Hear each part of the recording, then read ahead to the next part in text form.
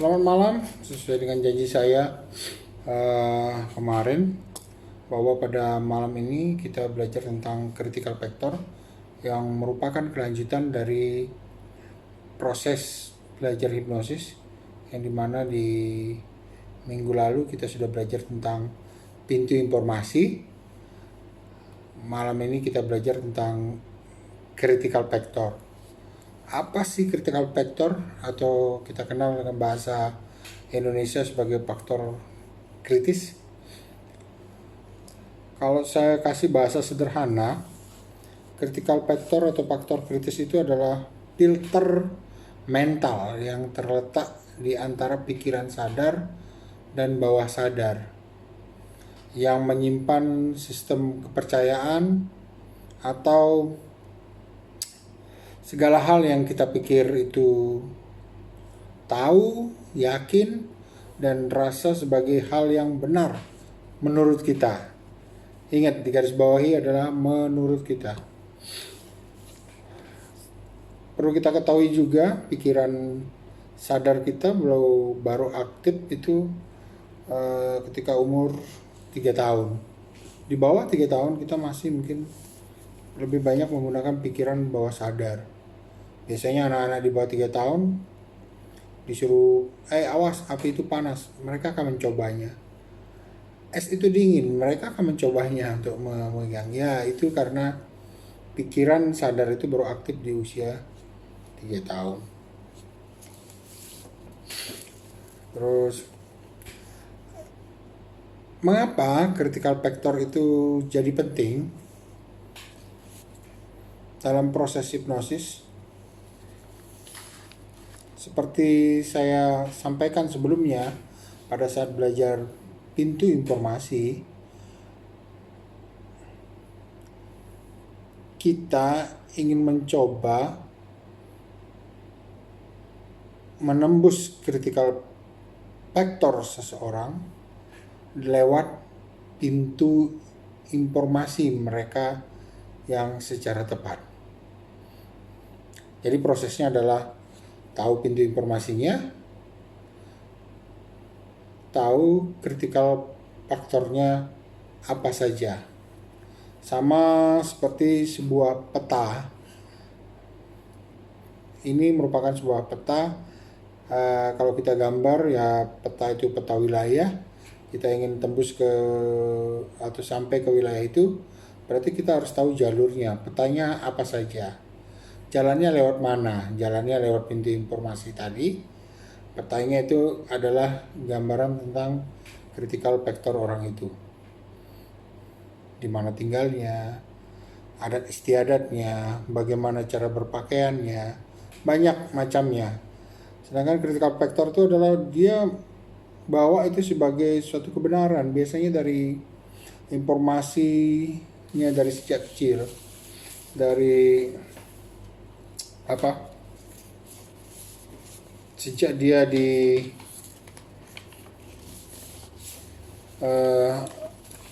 usia muda, informasi-informasi itu masuk kepada dia, bahkan dianggap satu kebenaran. Apalagi masyarakat kita dengan budaya timur masih menganggap hal-hal yang legenda orang tua sampaikan ataupun yang diceritakan, diyakinin, bahkan itu masih dianggap sebagai suatu kebenaran. Ya, seperti itulah contoh critical factor seseorang. Kenapa demikian? Karena informasi-informasi tadi dipercaya sebagai data yang disimpan di memori critical factor seseorang dan diyakini sebagai suatu kebenaran yang diproses di informasi mereka. Untuk dapat menghipnosis mereka, kita harus dapat menembus critical factor itu terlebih dahulu. Caranya observasi atau mengetahui latar belakang orang tersebut. Sebelumnya tentunya dengan mengetahui pintu informasinya.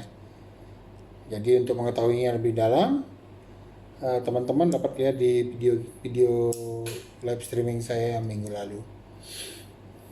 Sampai di sini sudah jelas? Oke, terima kasih. Ini ada yang bertanya nih di secara offline.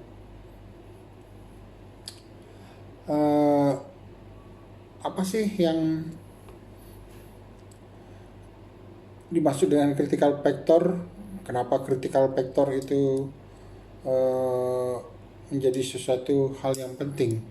Ya, seperti saya sampaikan sebelumnya, critical factor itu adalah benteng, filter, penyaringan informasi yang dipercaya dan dirasa sebagai suatu kebenaran. Jadi kalau kita masuk ke ingin menyampaikan informasi dan informasi itu bertentangan dengan apa yang dia percaya, seseorang akan langsung mengaktifkan critical factornya atau pikiran kritisnya. Ini benar nggak? Ini banyak muncul pertanyaan. Untuk dapat menembus itu kita punya 5 cara.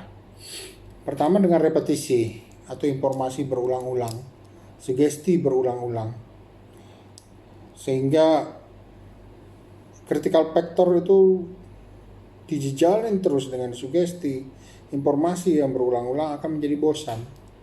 Ketika dia bosan itu critical factor itu akan menjadi lengah. Di salah satu motivator ulung di negeri barat sana pernah mengatakan repetition is mother of skill. Itu dari Anthony Robbins ya. Jadi dia repetisi itu berulang-ulang sampai lengah. Di saat lengah itulah kita masuk. Yang kedua, authority. Biasanya apa yang disampaikan oleh orang berpengaruh, artis, atasan yang menjadi idola atau atasan dari tempatnya bekerja, gurunya, orang tua, pakar tentang sesuatu hal, critical factor seseorang itu akan menjadi lengah dan mudah percaya.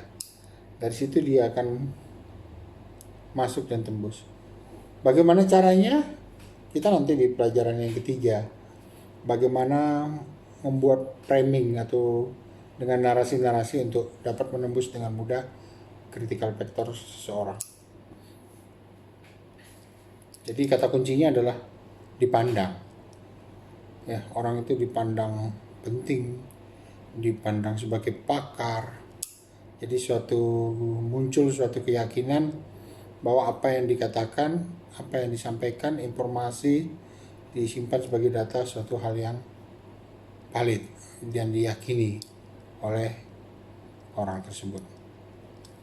Sampai sini ada 2, kita sudah punya 2 cara untuk menembus critical factor.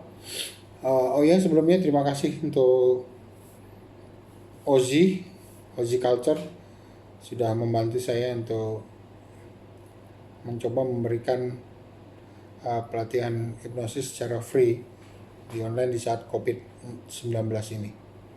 Oke, kita masuk yang ketiga.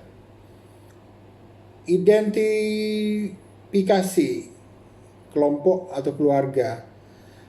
Biasanya nilai-nilai suatu budaya, adat, nilai-nilai kehidupan atau belief system, contoh cara berbicara, cara berpakaian, cara makan, dan lain-lain. Ya, kita bisa masuk lewat sana. Kalau di daerah kita di Indonesia ini biasanya dengan logat, gaya bicara. Teman-teman yang Batak mungkin dengan bahasanya lebih lambat dan keras dengan 1, 2, 3. Atau dengan orang bagian timur yang seperti Ambon sana yang bicaranya lebih cepat. Atau dengan satu hal kecil, misalnya kita ke Bali dengan menanyakan kabar dengan menggunakan bahasa daerahnya, kengken kabari, piye kabari, mungkin dengan orang yang suku Jawa, atau mungkin dengan cara yang berpakaian, cara makan, kita bergabung di dia akan di sana uh, akan mendapati kelengahan dari critical factor. Di situ kita akan mudah masuk untuk menembusnya. Terus yang keempat, emotion atau emosi yang intens tapi ya. Contohnya rasa cinta, benci, takut, marah, rasa bersalah, sedih dan lain-lain. Yang itu yang kita intens kejar. Rasakan perasaanmu, rasa sedih yang itu. Kita sampai mereka merasakan emosi, terus kita berikan dengan intens. Di situ ada kelengahan critical factor. Disitulah saatnya kita masuk untuk menembusnya. Di video selanjutnya atau di streaming selanjutnya saya akan jelaskan bagaimana cara masuknya. Yang kelima, ini kabar gembiranya buat kita.